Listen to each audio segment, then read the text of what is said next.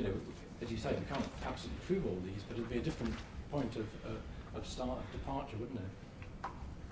I think Jen had a question first, and then we'll come back to I have sort of a methodological question for David and Joan, and this is related to the sort of real-time development of secure chronological markers. As a ceramicist, I'm thinking about how it is that you're actually able to think about these chronologies in the first millennium in the kind of subtle way that you've presented here, because I know your excavations are really developing the assemblage for the pre-Roman profile for North Africa in terms of the ceramics, which are everywhere and are such an important part of it. So I wondered if you could say a little bit about the sort of challenges of both trying to work out the chronology in real time without those tools securely in place. And I mean, even the early Roman pottery is, of course, shifting in terms of its dates and some of the problems that presents. So just from a methodological perspective of trying to say big things, but not having some of the tools really locked in place, could you, either of you or both of you, speak to the state of our understanding of pre-Roman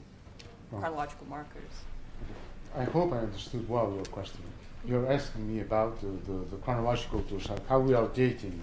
Okay. Well, for the earliest levels, we are depending on radiocarbon. But we have very ancient Phoenician imports, which are archaeologically well dated to the second half of the 8th century.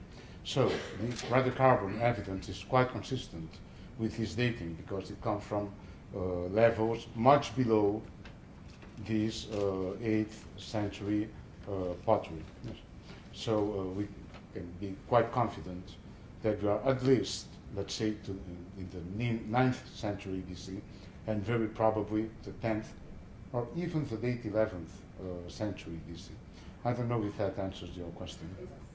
I would just add that AMS dating is absolutely crucial to both projects. We've both independently adopted a strategy of targeting the single seed of an annual plant from these levels. And if you get enough dates, then you can also start doing Bayesian modeling, which enables you to refine the parameters. And of course, when you do that, then the handmade pottery, which means undatable up to this point, starts to fall into groups as well. So I think in both projects we've started to construct typologies that can now be used, in fact, potentially over more widely. We've also done AMS dating of standing mud brick structures, and I think that's another area where, even if we don't go in